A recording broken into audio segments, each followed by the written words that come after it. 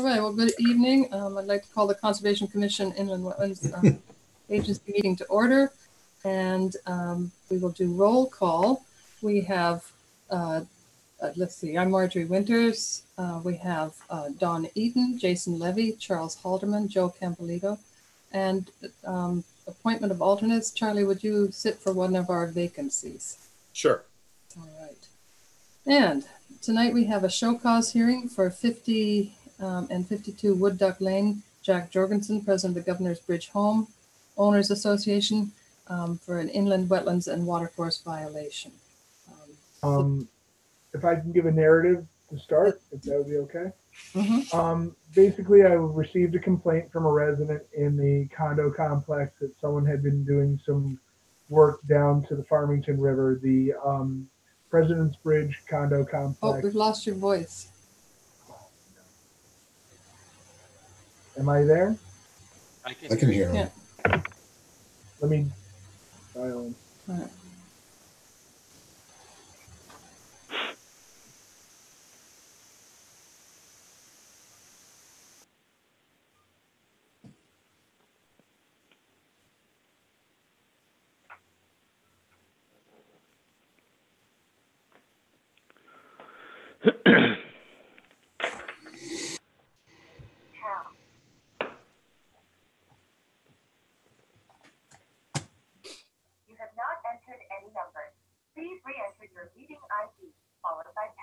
Waiting for Tom Hazel to join us again.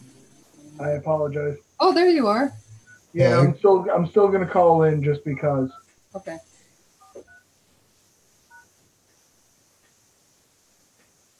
Enter your participant ID followed by pound. Otherwise, just press pound to continue. You are in the meeting.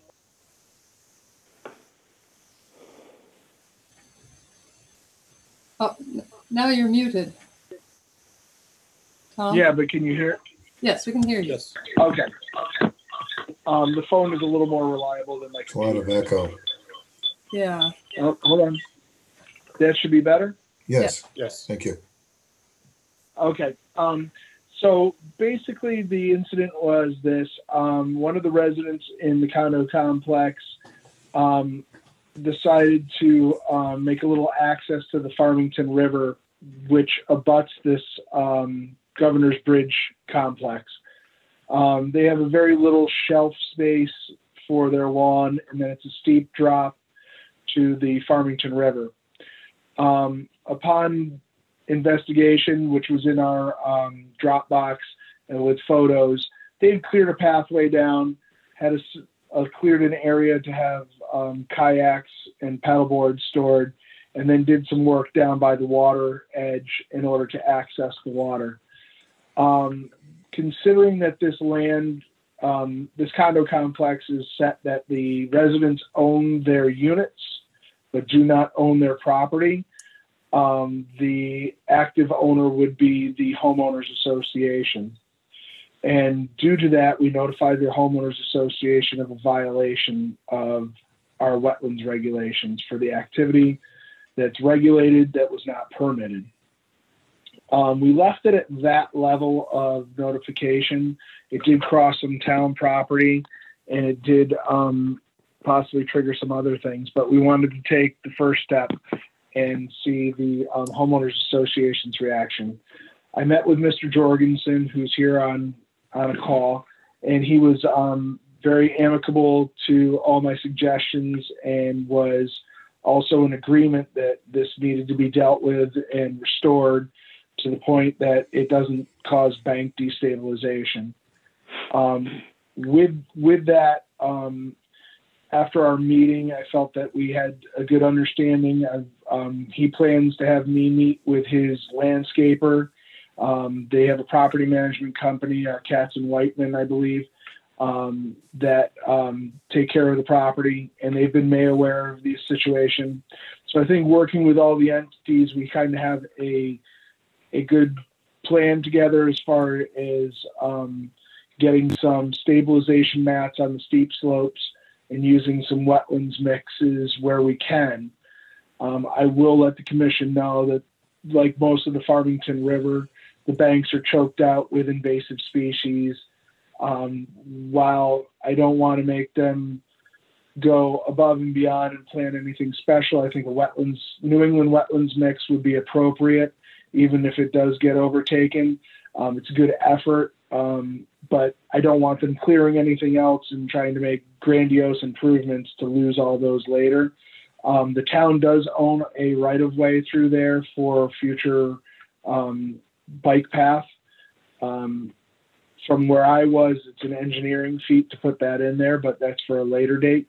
I think at this point, whatever they can do to stabilize the bank, I think is the most appropriate and most important part of this aspect.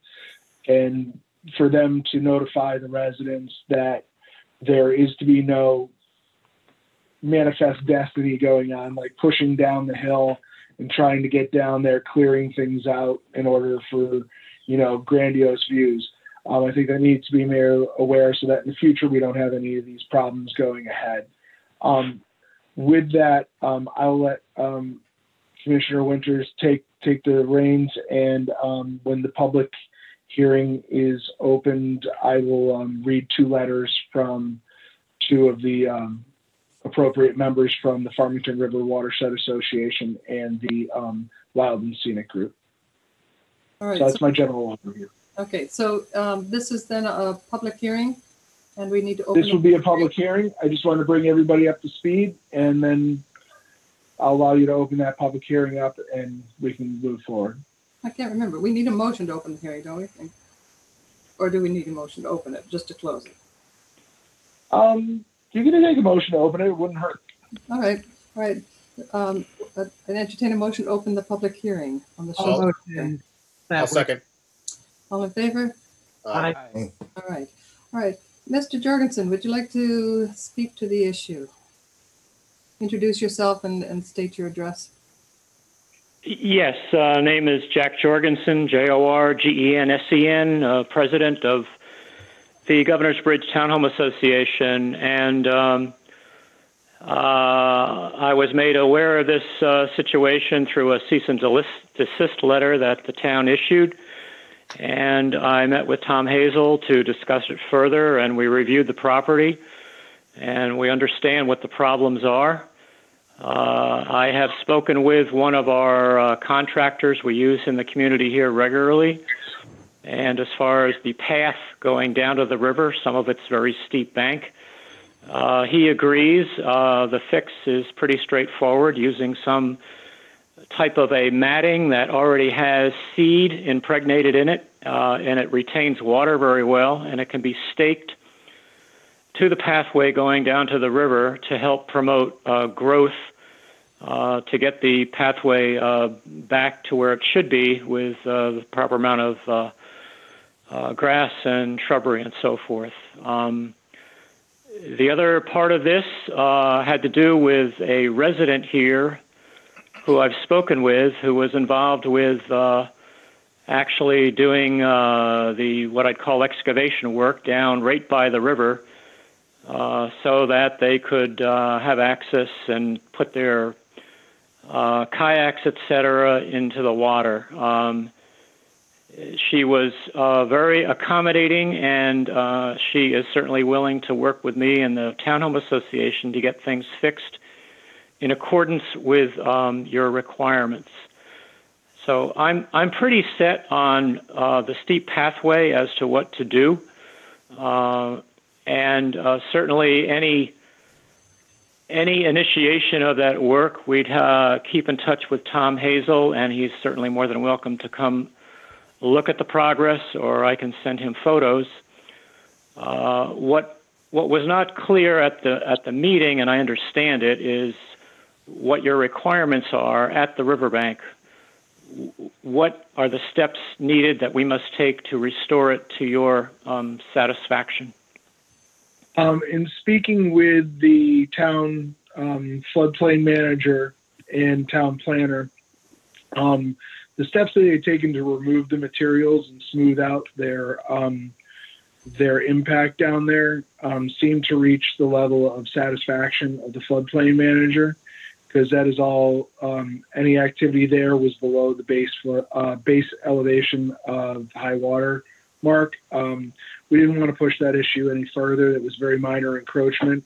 It was no more damage than a beaver would cause if it was a natural incident, and their smoothing out and removing their materials seemed to satisfy that aspect. Okay.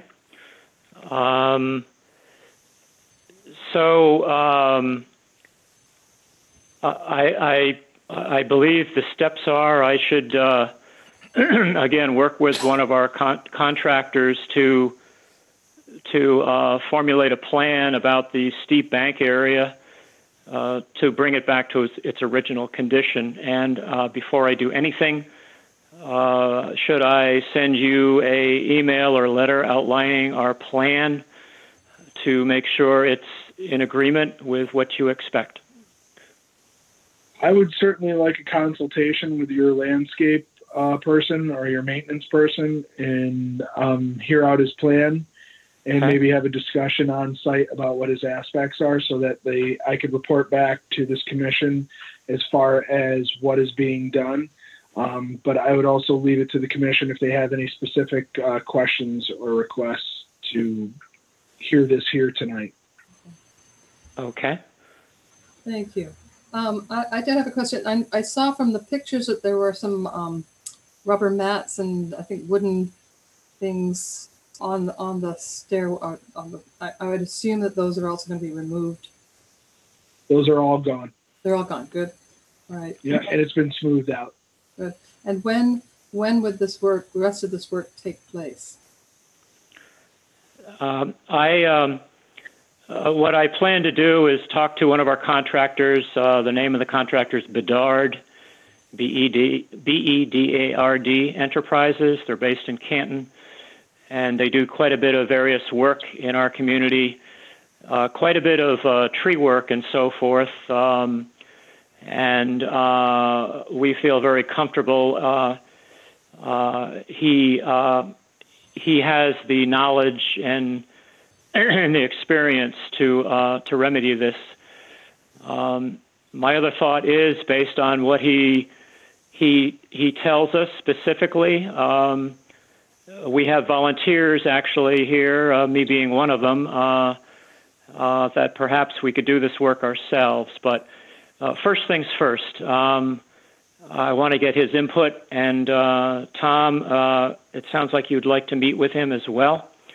So yeah, if we can meet within the next 2 to 4 weeks, set up an appointment so that I can get an overview, so I can present it back to the Wetlands Commission and let know where we stand. I would hope. I know the commission is new to me, like I am new to them, but I've been doing this for 10 years or so. So hopefully we'll get I'm more concerned about the erosion controls. Especially with the invasives on that side.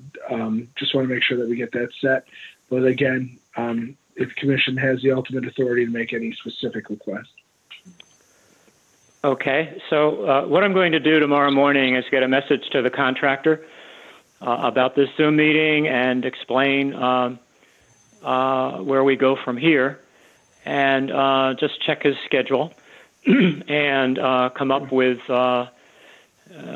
maybe a few dates that may fit your schedule to meet with him. I think it's appropriate that we all meet here and overlook what we're trying to accomplish. He, because of all the tree work that he normally does, and because of the situation from the storm a couple of weeks ago, he is, I was going to say woefully behind, but he is, let me say, a couple of weeks behind catching up with his normal workload. But I need to get a message to him tomorrow to put it on his calendar, if you will, to at least give me an estimate as a date or dates that we could meet.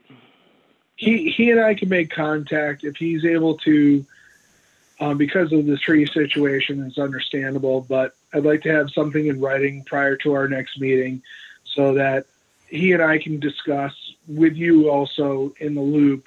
But just I want a general overview, something that he could write down of what he proposes so I can present it to the commission so that they know that we're making the appropriate steps in the right direction at our next meeting.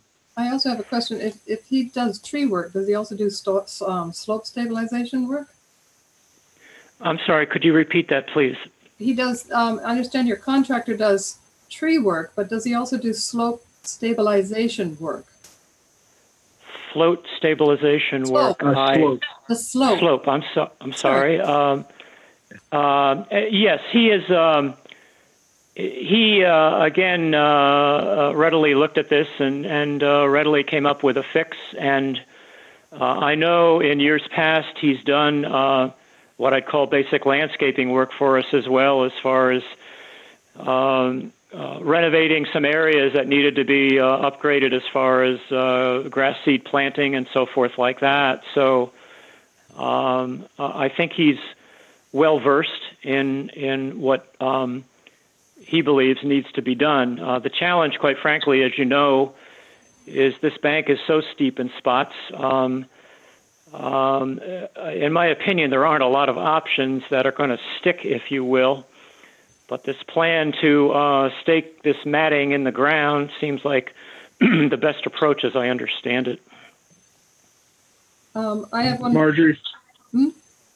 Yes. Oh, and from my experience on slopes greater than 3 to 1, the matting that I believe that he's talking about, and I will review, is typically what we'd use rolled down, pinned down, in order to hold those slopes in place. But again, refer to you. Okay. Yeah, and I understand it, what he plans to use supposedly retains water well, and especially in our conditions at the moment. But we have access where this is going to be done to hoses from the townhouse units, their backyards, where we, the townhome association, can keep an eye on it so it stays moist and has every chance to promote growth. All right. I have one other question. The homeowners association is going to be told about this, and going forward, how will you keep homeowners from doing this? How you keep them aware not to do these projects?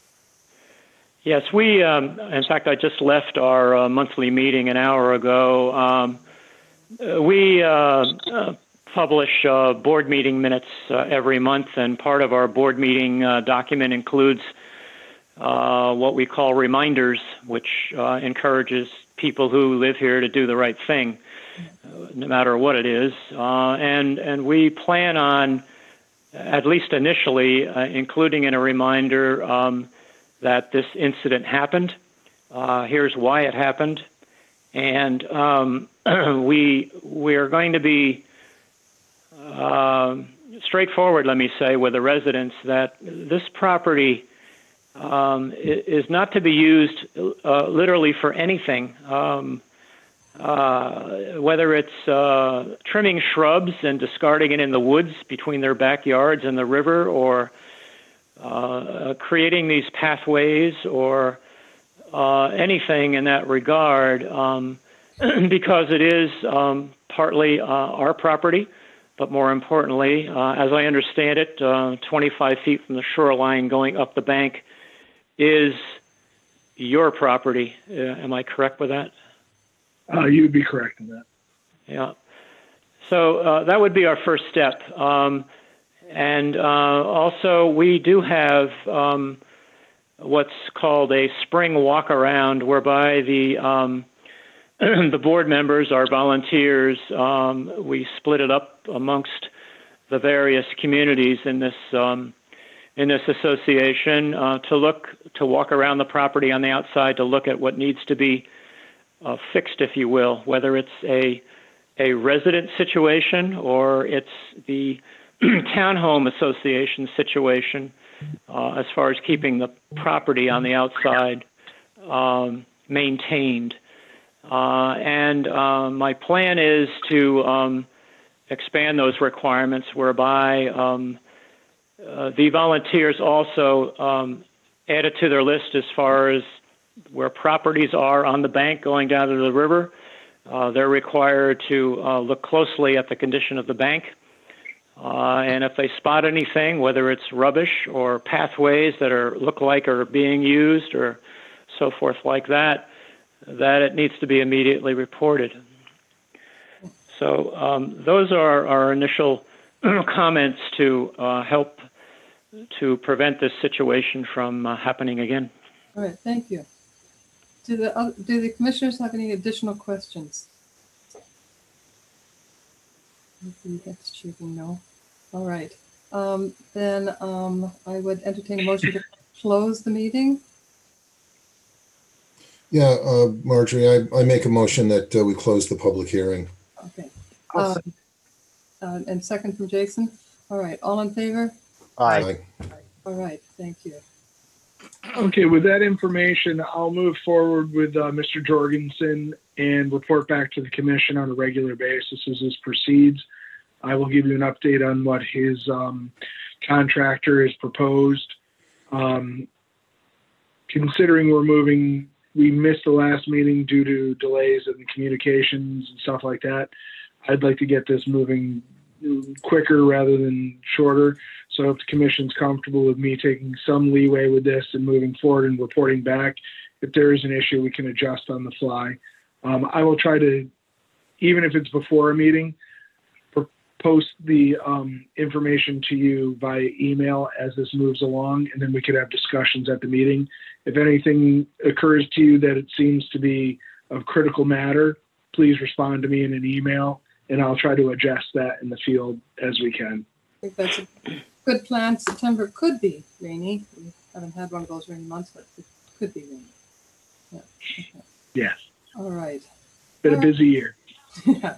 All right. Mr. Jorgensen, thank you. Thank you very much. Thank you. And Tom, we'll be back in touch with you very shortly. Once I'll probably give you a call tomorrow just to catch up, or email you, and okay. 'cause I'm off at the end of the week, and we'll move forward.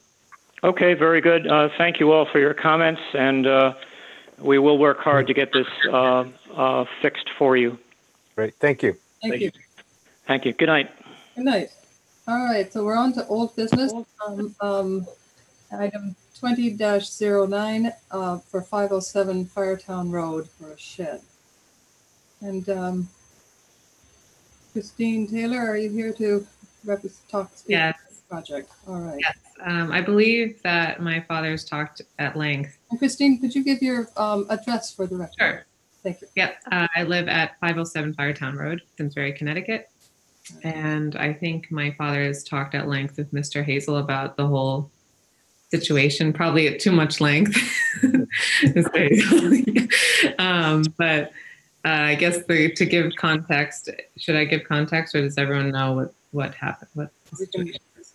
We'll do it again. Okay, so the context is there's Bissell Brook is on the a part of our property, and my father wanted to build a she shed for my mother as a gift for taking care of his mother, who just passed this past week, which is why he's not here.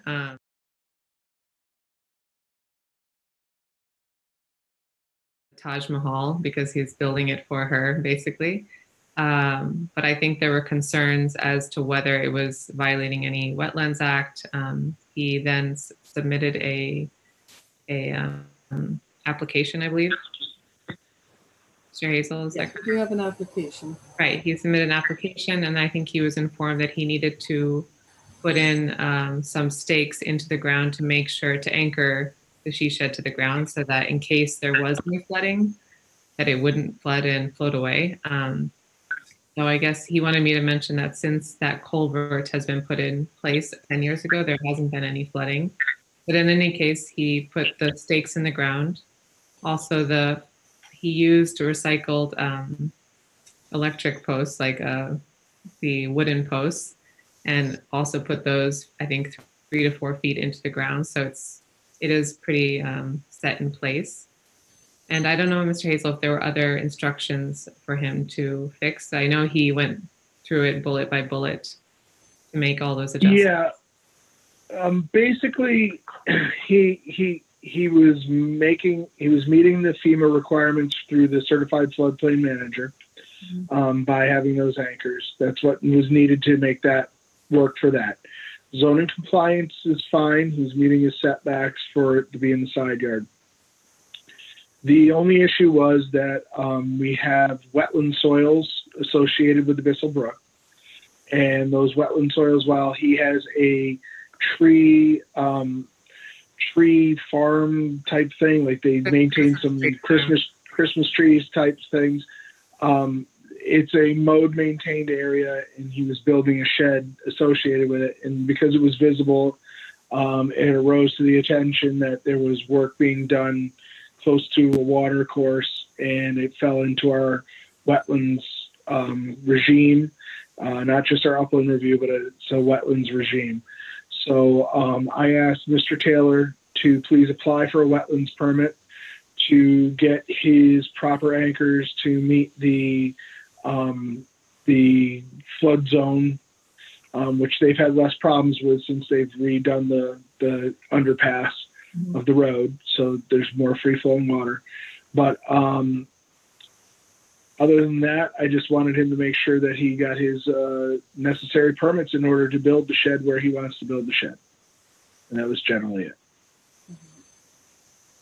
So the shed is built in the wetland soils. So it's built on the it's built on the wetland soils in a maintained area associated with the trees.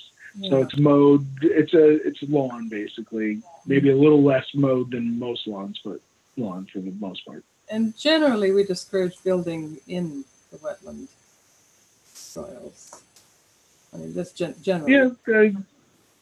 Yeah, it can be allowed, but yeah, either way, yeah. It depends on impacts and environmental issues and whatever you'd like to. Yeah. No. And we do like to have the applications before, just saying it on record, we do like to have the applications before the construction project. It makes it a lot easier. We would have hated to have seen that much effort go into it and then find out that this is not something one should do. So just to get that on record. Commissioners, comments? Well, I just have one question. I know, I think the last meeting we had, I think Mr. Taylor was here, said something about sinking telephone poles into the soil to anchor this shed. So most of the telephone poles I see usually have some sort of debris or something on them. I mean, my concern would be I don't know how many telephone poles, but the possibility of leaching. I don't know if that's anything we've looked into or thought about. I mean, that's pretty much my question, is something stuck into the soil. If there's something on it, it can leach into the soil and then into the brook, which then feeds, those that large wetlands area for McLean.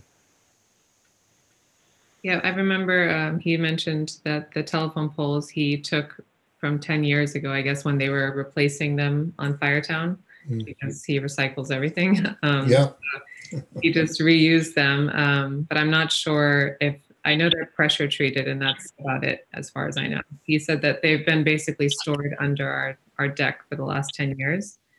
So he washed everything off and then used them, but I'm not sure if there's any chemical in the telephone pole. Preservative of some sort. Yeah. They're pressure treated. There probably is. Yes. I think they use arsenic. I mean, there's something. Depends how old they are. Yeah. Well, they're at least 10 years old. Now they use copper, so okay. I don't think there's an issue with polluting water anymore. Arsenic there was, but I don't think any. Right. But these poles are 10 plus years old. Would that be back that far? I'm not sure when they started using copper. Okay. Thank you. And the mechanical anchors required by the floodplain manager are screw-in anchors. So the anchoring system that's required from the floodplain would not have that kind of impact. So how far away from Thistlebrook is it? And it's somewhat the floodplain, but how the So it's where there's kind of an intersection where one part of Thistlebrook meets the other part. Okay. I guess it would be 2 or 3 feet away from the water's edge. Huh. There's I believe there's a walkway or a dock as well that was built. Yes. Yeah, Which though that's I kind of always know been if- there. Hmm? Yeah. Yeah, we've always kind of had something since I was a kid, like made of log. You know, he just had a log over there, and now he just built an official one so that we all don't fall in the stream. Does that one also require anchoring, Tom? That I'm not aware of. I would have to talk to Michael about that. But at that point, the discussion has been about the shed. I'd have to note what the bridge is and what kind of material. It may have to be cabled. I know the main concern in the floodplains is that things going to wash downstream. Oh yeah, yeah, Bridges and culverts and cause more flooding, which is one of the yeah. I would consult. I would consult that aspect on Mr. Glidden. If he requires cables with a couple other ties, that might be necessary. Yeah. If there is any additional photos also that need to be taken just to provide more context, I can do that tomorrow once it's sunny again. Okay. But as of now, the telephone poles are in, and the thing is anchored to the telephone poles. Right. Okay. The telephone poles and the additional 5 anchors that he put in. Okay. Mm-hmm. Yeah, the 5 anchors were additional to what he had already done, which were the poles. So they just need, the anchors would have to remain for sure. Oh, okay. So the anchors didn't go into the telephone poles. He put the telephone No. poles in as the main supports. No. Got it. Now, the telephone poles have a consistency to rot over time, so the floodplain manager would not allow those to be the proper anchoring systems. It has to be anchored through proper anchors certified for such matters. And those would go directly into the ground. And the floodplain manager is happy with that. I mean, he's satisfied with that. They're listed anchors, then he's good with it. Okay. Any other questions? Comments? Emotional outbursts. What? Yeah, with a strong admonition that these projects should be done prior to. The application should be done prior to. I scolded my father for that, by the way. Yeah. I was like, Dad, you should know that. There's been a lot of that kind of creative carpentry during these periods. Yeah, he's been doing projects since 1972, so he should know by now. But. Oh, I had a question. I understand he was also removing beaver dam material. Tom, is that something that homeowners should be doing, or is that something that on town property? Is that town property will fall into 2 departments depending on whose jurisdiction. It would either be Tom Taberski or Tom Roy. Yeah. Breaking of beaver dams just to alleviate some water pressure. Yeah. Not a major issue. Quite frankly, in the situation that we're in at this point, any kind of beaver dam maintenance is going to be necessary, needed, and allowed. And any kind of trapping you're going to do nowadays is going to be 100% trap and kill. There's no more release. Is that the state regulations now about beavers? Yep. Yep. All right, good. All right. Trying a beaver deceiver first, though, I would imagine. That's typically after the fact that if they have a continuance problem there, they will invest in a beaver deceiver. Sometimes they'll just do the trapping, remove the dam, and wait and see. I've worked with CLNP, Eversource, excuse me. I'm dating myself.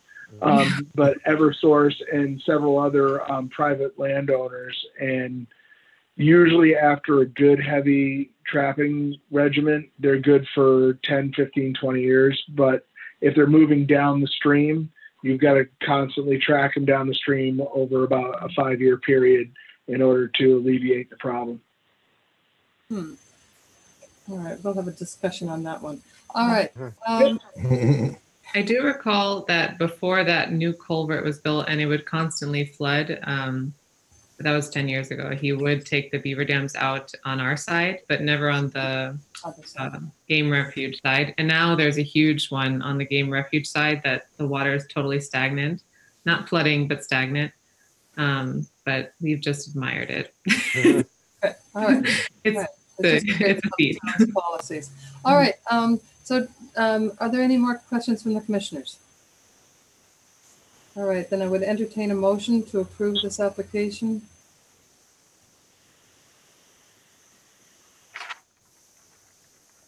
Don't all rush at once. Someone else have a crack at it. Thank you.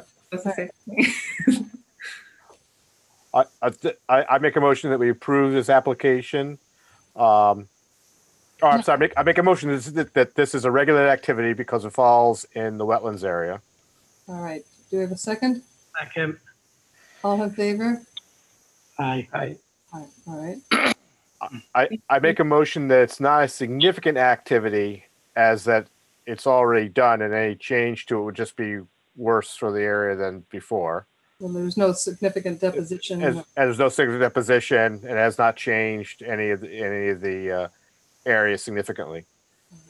Second. All in favor? Aye. Aye. I make a motion to approve this permit. Second. Subject to the finding out about the restraints for the. Yes, For the I was subject to any special conditions outlined by the town staff. And also looking to see what stabilization may be needed for the bridge. Okay. Oh, okay. And for the bridge. Sorry. Yes. So. Understood. All right, Jason, you want to re-second? I'll second that. Okay. All in favor? Aye. Aye. Okay. All right. Thank you very much. And Thank you. sorry about your grandmother. Oh, yeah. Thank you very much for that. I appreciate it. I hope you all stay safe.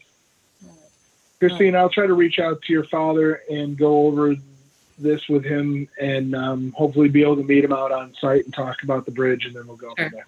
Definitely. Okay. Yeah, I will let him know that you'll be in touch. All right. Okay. All right. Thank you. Have a lovely evening. All right. Take care. You too. All right. Moving on to general commission business, approval of the minutes for July 21st. Does anyone have any changes or additions to the minutes?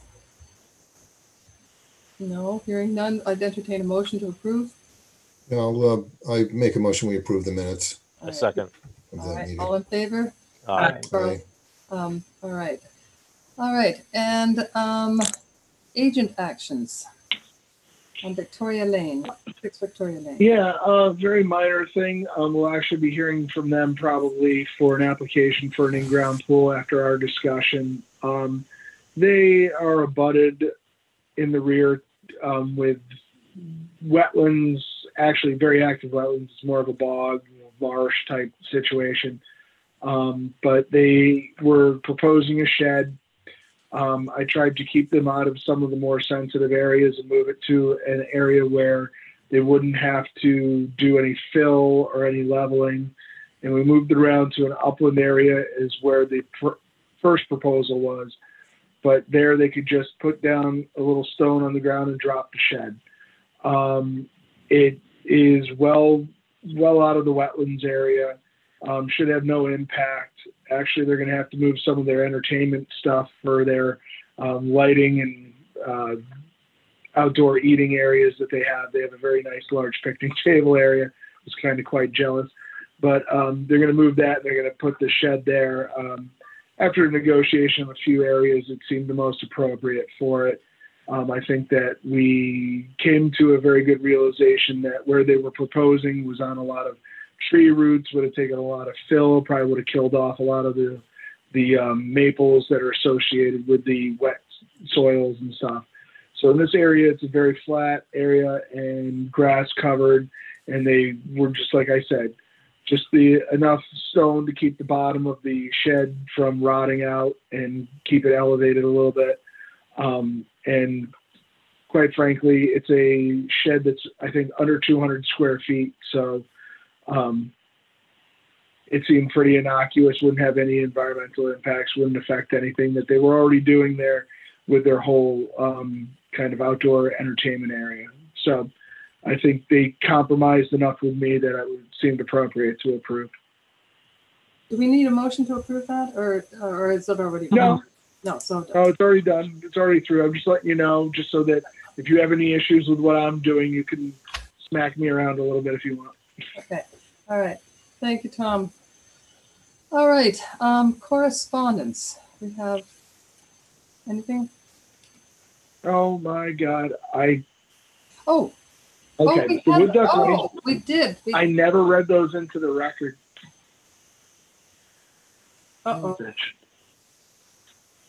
I'm going to read them into the record. We have no public in the room, but I need to make you aware of it. And if it changes anything in your minds, we might have to revisit this.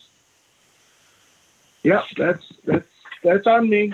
But let me make you aware of it so that you have it, and because I don't believe it was part of the packet. So we need to at least address this. And if it raises any concerns, Mr. Jorgensen will have to come back, and we will have to revisit it. But I don't think it changes any of the situation.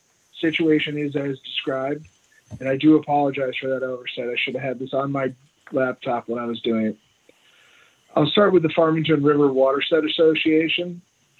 They had a comment on the 50 Wood Duck Lane Governor's Bridge Owners Association. It says, dear members of the Conservation Commission, IWWA, founded in 1953, the Farmington River Watershed Association and Company is a private nonprofit citizen group dedicated to preserving, protecting, and restoring the Farmington River and its watershed lands. The Farmington River Watershed Association has been notified of a destructive activity on the stretch of a fragile steep bank of the Farmington River behind Governor's Bridge condominiums on 5052 Wood Duck Lane.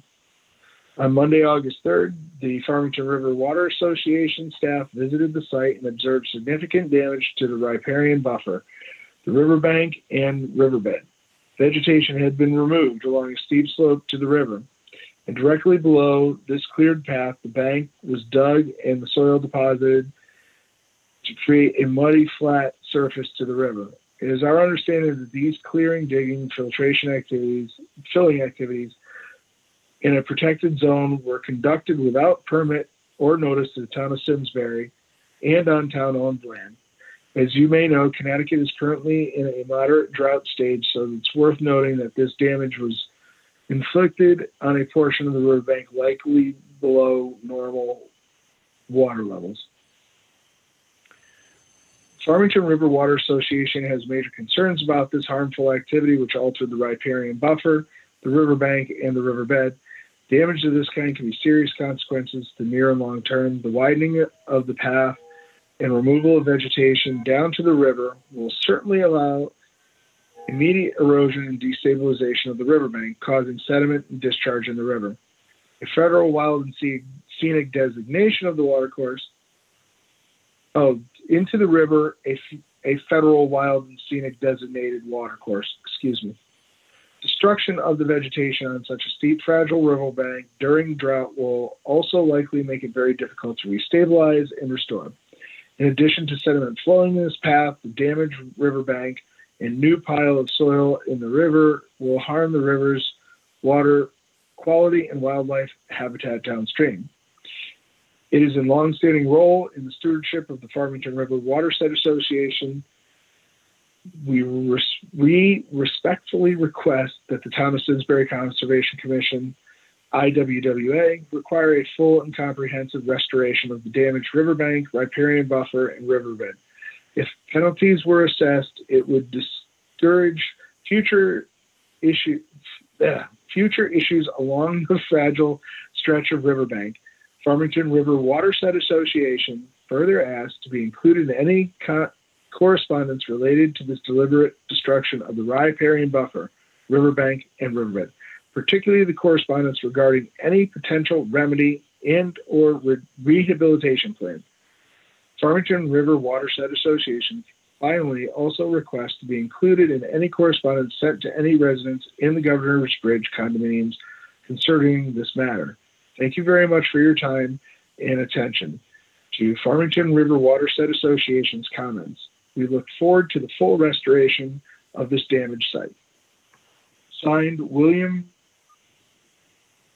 Dornbos, Executive Director. Excuse me while I take a drink after that.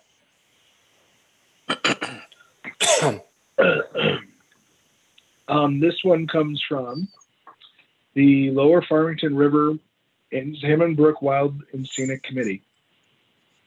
Dear Chairman Winters and members of the Commission, the Lower Farmington River and Salmon Brook and Wild and Scenic Committee is the advisory management committee that resulted from the 2019 federal designation of the Lower Farmington River and Salmon Brook The LFSWS consists of town-appointed representatives and alternates from each of the 9 towns designated area and representatives from the National Park Service, the Connecticut Department of Environmental Protection, the Farmington River Watershed Association, the Aqueduct River Watershed Association, the Salmon Brook Watershed Association, and Stanley Black and Decker. Our role is to protect, enhance the outstanding resources values for which the 2 watercourses were designated. Thank you for holding a public hearing about the unpermitted work in the Farmington River behind Governor's Bridge condos on Wood Duck Lane for the opportunity to submit a written statement for the record. As interim chairman of the LFSWS, I am writing to express our concerns about the situation and hope your prompt, thorough, and effective remediation effort will be required. One problem is more removal of vegetation on the steep riverbank directly adjacent to the river itself will lead to more soil erosion and diminishing water quality. Also, the bank appears to have been dug into, resulting in the earth deposit at the very edge of the water in the river. Future rains will wash material downstream, increasing turbidity in the river and eroding more bank unless the bank is successfully restored. 2 protocols, one showing the steepness of the bank and one showing the digging, are included at the end of this document. It's basically the pictures that were shown in our Dropbox. In general, issues that involve projects on the banks of the river require an Army Corps of Engineers permit. We ask that the town please contact ACOE to see if such permit is needed. It may well be unpermitted work on the town's land is not significant enough to require an ACOE permit, but input from the ACOE should be obtained because it is there and not the town's position to make decisions if the ACOE is required, because work done in the Wild and Scenic River National Park Service would have an opportunity to comment on this remediation plan. It would be very helpful for the efforts of the LFSWS if you would please keep us up to date as you work out a resolution to this problem, and if you would share the remediation with us. Care of. I also wanted to let you know that in October, LFSWS expects to receive its first federal funding. Some of this will be used for small grants available for municipalities. Why did I just lose my meeting? If you're still there, I'm still reading. Are you there? Yes. Yes, we can still hear you. Okay. I can't see you, but you can hear me. That's all that matters. Yes. Some of this will be used for small grants available to municipalities and nonprofits for river-related conservation projects. We anticipate sending out RFPs this fall. Sincerely, Sally S. Rager, Interim Chairman, Lower Farmington River, Salmon Brook Wild and Scenic Committee. On these comments, I'd like to say that I think we addressed most of the issues here about the restoration. As far as the AOEC, the Army Corps of Engineers, or ACOE, Army Corps of Engineers is concerned, the town has not felt that the work that has been done on their property raises to that level of need for the Army Corps of Engineers to intervene. I would like to see how this restoration proceeds and take appropriate actions as we move along. If the commission feels a need for any revisiting of this issue, I would say that we need to discuss that now. Okay. Do you have a contact of the Army Corps of Engineers that you could just run this by them? I certainly could. I would have to check in with our regional office, and if that's changed from Windsor, I'd have to check with Mr. Glidden about who our Army Corps contact is. But basically, the only activity that they did that would even register in that is they dug literally, I would say, 1.5 feet, 2 foot, 3 steps into the riverbank, and that they've already re-smoothed out and put back. Yeah. So that would be about the only thing that does it. Now, I don't think it rises to the level of Army Corps of Engineer review, but just to cross that T and dot that I. We'll do. Yeah, Will okay. do. And you're planning on notifying the FRWA and the Wild and Scenic Group of the discussion tonight and the plans for stabilization, and also probably the minutes from the homeowners association, how they're addressing this, so that this will not happen again. I would plan to gather all that information, as well as whatever plans are disseminated to me will be disseminated to them. Great. Okay. All right. That should do it. Sorry, these were not included in the thing, but I don't think I agree with Tom. I don't think it substantially changes the action plan. I don't know if any of the commissioners have any other thoughts. Well, this is Charlie. So I'm wondering, given that both groups really wanted to hear what was going on and make sure that it was satisfying their interests in those restorations. That it sounds like this is something that we need to make sure that they're aware of, and aware of before it happens instead of aware of after it happens. And otherwise, we're probably just going to end up with more problems long term. So I would say, given that that was kind of a forceful part in both of the letters. So it sounds like we probably should tell them what we're trying to do, and then if there's really a problem, they need to come back and tell us pretty quickly. Yeah. Yeah, I've tried to keep them in the loop of the plans as I've progressed, and I will continue to keep them in the loop of the plans as we progress forward. Okay. And this quite honestly, I think will be rectified within 60 to 90 days as far as establishment from the looks of it, if they use the right matting. Okay. And I guess, Tom, I didn't realize you'd already been talking to him. So as long as you've been talking to him, that's probably fine. I've been talking to Amy Petrus for 10 years. Okay. All right. Thank you. And the correspondence, I noticed we have one for the herbicide application on the farm, on the fire department's pond. And the correspondence, is that old, or is that we dealt with? I think that's old. It's just a notification that there's going to be an application under DEP certification that they're going to treat for an invasive. Usually it's your milfoils, your duckweed, stuff like that. All right. And any other correspondence that we should know of, or I can't remember. Oh, we were going to discuss, this probably should have been under general commission business, the drought ordinances. You were going to look into the town's drought ordinances and how the town was addressing their watering at the golf courses.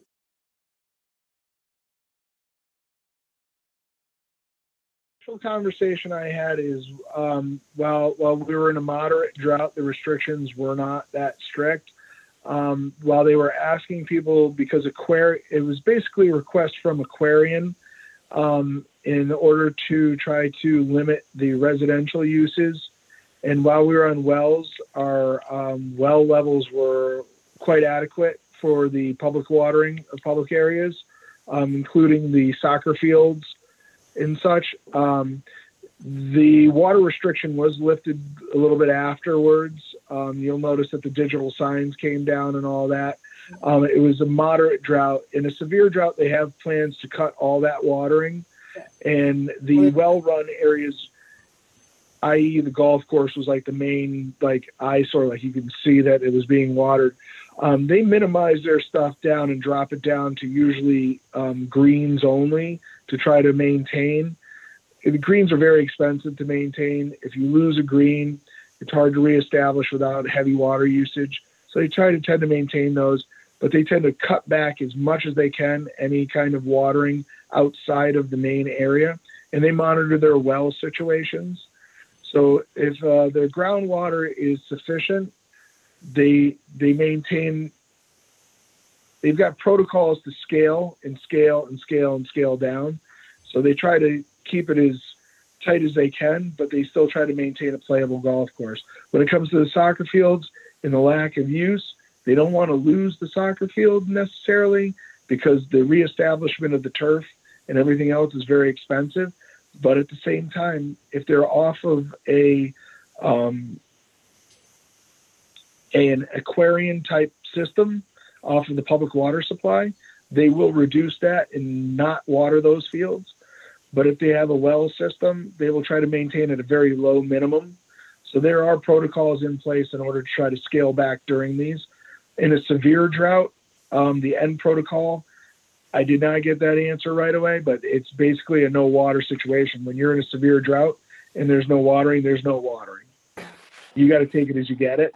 A lot of these turf systems that they have put in place, they've tried to get established to be more water friendly, meaning less water needed over their restoration projects. And so that has lessened their water use. So during these situations, they are able to scale back even tighter than they used to be. So it's an ongoing protocol. And with newer systems, they're hoping for more better water retention so that they don't have to water as much. So there is a protocol in place, and they would like to maintain that at the minimums during those dry times. But the golf course on a well system, they have to monitor their wells. If their wells are full, as a private citizen, if you had a well, you're not on the aquarium moderate drought restriction or anything like that. But it does look bad. It's a kind of a cost benefit ratio thing. I think one of the things we were curious about when Aquarian goes on a water restriction, it's usually because their groundwater wells are low. And I know with the private wells, I think the drought regulations also encouraged or requested that the homeowners also stop watering at that time too, because all the systems are connected, all the groundwater. Yeah. The municipal wells tend to be a little bit beefier than a residential well, and they tend to be very isolated in their area as far as like the golf course is concerned. But yes, they do try to scale back during those, but they are under the necessity of watering for what they operate as. So they try to scale back, but I'm glad they have restrictions. All right. Yeah, it's a balance. It's a very tight balance. Jason, I knew you were interested in this issue. Is there anything you want to? Does that satisfy? Yeah, I mean, it is when residents are posing the question of, "Hey, why are we being asked to cut back?" and the town isn't, or appears to not be. It looks bad. It doesn't. Right. Oh no. Oh no, Jason's still there. Somebody got lost. Yeah. All right. Do we have any other things to discuss this evening? Anything the commissioners want to discuss? I know we should have done this. Well, when you're talking about the Wood Duck Lane situation, I've been tubing on the Farmington it four or five times, and it just came to me a couple houses off a river. Where Werner's nursery is. River Road. Road, right, yeah. There's a big White House, and they've got like a dock over the river. Like a porch, and with a dock with a kayak, and a little bit farther downstream, someone has a metal ladder like tied to a tree stump and another Sounds safe. Another like a little floating dock for their kayak. I was wondering if we knew about that, or if Tom, you knew about it, or it looks like it's been there for a long time. Honestly, having been here for 6 months now, knock on wood, finally graduated. I'm off probation. I'm still learning. I'm learning about all the areas. If my boss would like me to go kayaking one day, I would certainly take him up on it and go look at all the things.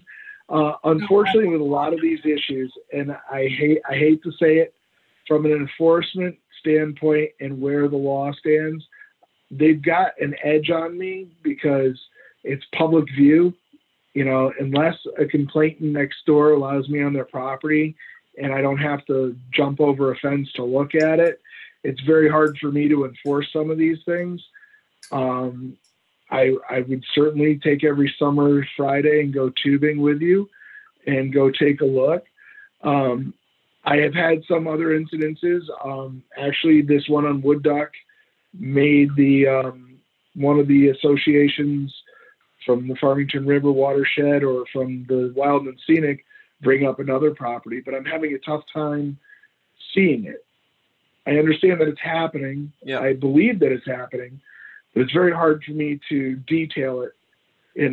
Under certain aspects of the law, there's only so much encroachment I can do on private property and only so much enforcement I can do. And we try to find an angle anywhere we can. Well, the porch is like the deck, and then there are steps down to a floating dock. That's on the, I don't know what number it is, but it's a big white house on the where River Road goes up towards East Weetog. It's a big white house, huge white house. East Weetog. Perhaps the FRWA has some insights into areas where they feel that there might be. Yeah, that's on private property. A little bit farther downstream, with the ladder tied to a couple of trees. It's like right on the edge of the guardrail. There's no house there. People just off and yank it. They just sort of walk across the street, go down the ladder to their kayak. I know that's got to be on town property. Yep, I would just cut it and take it. I'm not ashamed of that. But yeah, I mean, I got River Road close to East Weetog White House. I mean, I'll do as much research as I can. If you ever have a number, email it to me. If you ever drive by and have a number, and I'll look into it and see what I can do. Okay. Sometimes there have been people who do have permits for docking out into the river. It's very rare around here, but if they know what they are doing, especially people who have lived on the shore, there's certain permits you can get to do it. So I'd look into their file. We had an issue on I don't think it was the Farmington River. It was a pond someplace in town, and they were denied their dock. And the new person bought the house, and the dock was there, and they're like, "Ooh, can we put it in the water?" I'm like, "No, you were ruled against, and it went to court. It's no go." So it could be touch and go, but I'll look into anything. That's fine. Okay. Yeah, like I said, the house might, because the support columns must be 15 feet tall. So that looks, it's concrete footings and all that. That's substantial. The other one, again, it's on town land. It must be between the guardrail and the water's edge must be 10 feet. It's very narrow, or less than that. And then there's this ladder. You can't see it from the road, but you can certainly see it from the street. I'll be happy to go take that out. I'll be happy to take that out if it's on town property for sure. Actually, it's right around the corner from that White House. There's like, if you're going north, it'd be Werner's Nursery on your left, and then there's a few houses on the left, and it's like one of the last houses on the left. It's right across from that. So okay, well, if you can get me a number, I'd appreciate that, and I'll go deal with it. Next time I go, I'll take a picture. So right. And Tom, perhaps when you're communicating with the Farmington River Watershed Association, you might ask them if they have any other areas that they have noticed along the stream that need remediation or renovation. Yeah, and it sounds like they're going to be getting some funds, so hopefully that'll help us. Yeah. Moving forward, maybe they could help us take some action against some certain areas. That was a question for getting eyes on these problems if access is an issue. Would a drone be helpful? that might work, but it's pretty wooded there. It's sort of like a canyon at that point. And even drone technology from a court standpoint is still very up in the air as far as invasion of privacy and what I'm allowed to take action on from seeing from something. That one, I would have to look at the Casio about that's a touchy situation right there. I mean, if you were doing promotional work for the river, and you notice something, yeah, I'm well, saying, yeah. you know, Even if I noticed that you were cooking a pot roast in your kitchen, that doesn't really make it that legal. All right. All right. Actually, and Yes. because of that, Yeah. it's on my mind. Since we have gone tubing, it's I know we want to make it, the town wants to make access to the river, you know, so people can use it for kayaking or tubing or whatever. And at the flower beds, it's kind of problematic trying to get out sometimes. It's, you know, muddy, mucky. Are there any thoughts or plans of making like, you know, like a concrete boat ramp type of thing, so it's easier to get egress out of the river or put in it at that point, or just out of curiosity? Yeah, pre-COVID, Maria Capriletti and I had a discussion about looking into some of the existing canoe and boat launches. Post-COVID, it's been kind of hard to get the team together and focus on that. Sure. We've been looking into it, but it as stated from some of these letters I read. Some projects have been done before and have not maintained themselves very well over the years. It's going to take Army Corps. It's going to take now, because it's got the designation of wild and scenic, it's going to take the support of the wild and scenic groups. So while we're trying to assess the needs and where the improvements need to be made, it's going to be quite a long road, because there's a lot of opinions in the room, and there's going to be a lot of things said. So while I agree that these places need to be maintained, it's become more difficult with the status of the river. Sure. Not to say that that's a bad thing, but it's a project that's in motion. I just really hope to have a little bit more traction now that we kind of all have agreed the fact that I think this is the new norm, and we're just going to have to find a workaround. We were all hoping to be a little bit more back to normalization to some extent, and I don't think that's going to happen anytime soon. Sure. Okay. All right. Are there any other issues anyone would like to bring up? All right. That being the case, I'd entertain a motion to adjourn. I'll motion that we adjourn. Second. All in favor? Aye. All right. Aye. All right. Thank you much, everyone. Thank Have a you. good one, guys. Have a good night. September. Thank you. Thanks. Bye.